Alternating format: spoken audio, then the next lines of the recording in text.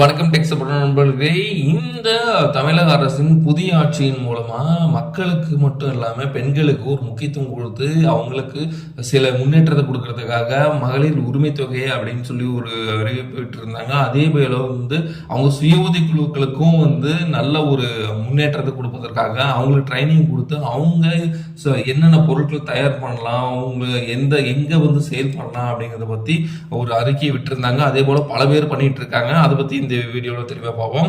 தமிழக அரசு மகளிர் சுய உதவி குழுக்களுக்கு பல்வேறு திட்டங்களை செயல்படுத்தி வருகிறது. இணையவழி விற்பனை அங்காடி சிறுதானிய உணவகங்கள் மூலம் ரூபாய் 194.57 கோடி மதிப்பிலான பொருட்கள் விற்பனை செய்யப்பட்டுள்ளது அப்படின்னு சொல்லி தமிழ்நாடு அரசு வெளியிட்டிருக்கு.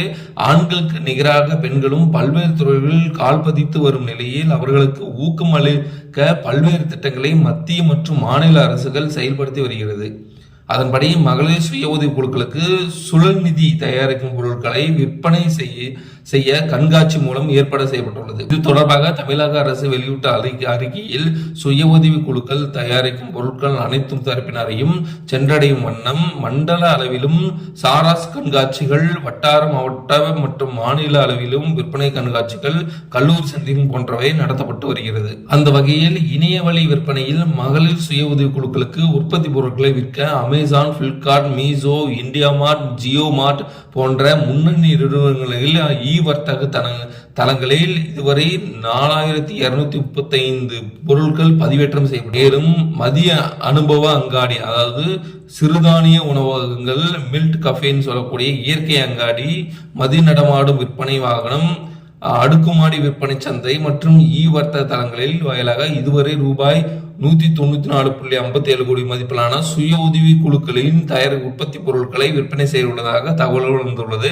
சுய உதவி குழுக்கள் இன்று பொருளாதார வளர்ச்சி பெற்று வளமான வாழ்வாதாரத்தை பெற்று வருகின்றன என்றால் அது மிகையல்ல. பொதுமக்கள் அனைவரும் சுய உதவி குழுக்களை தரமாக தயாரித்த பொருட்களை வாங்கி பயன்படுத்தி சுய உதவி குழுக்களுக்கு வளர்ச்சியை ஊக்குவிக்குமாறு கேட்டுக்கொள்கிறோம் என தமிழ்நாடு அரசு அறிவிப்பு ஒன்று வெளியிட்டிருக்கு. அதே போல மேலும் ஒன்றிய அரசின் பங்களிப்புடன் ட்ரோன் மூலம் பயிர் பாதுகாப்பு பணிகளை மேற்கொள்ளும் தொழில்நுட்பத்தில் மகளிர் சுய உதவி குழுக்கள் மகளிரிடையே அறிமுகப்படுத்தப்பட்டுள்ளது.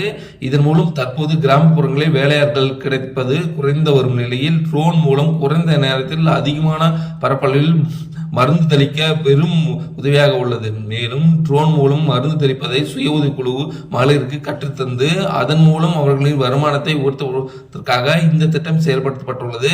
தமிழக அரசு தகவல் தெரிவித்துள்ளது. தமிழ்நாட்டில் ட்ரோன் இயக்குவதற்கு பயிற்சி பெற்ற சுய உதவி குழு மகளிர் தொடர்பான விவரங்கள் உழவர் கைபேசி செயலியில் தனியார் இயந்திர உரிமையாளர்கள் எனும் பக்கத்தில் பதிவேற்றம் செய்யப்பட்டுள்ளதாக கூறப்பட்டுள்ளது. ஒரு இன்ஃபர்மேஷன் உங்களுக்கு யூஸ்ஃபுல்லா இருந்துச்சுன்னா சப்ஸ்கிரைப் பண்ணிக்கோங்க. தேங்க்யூ ஃபார் வாட்சிங்.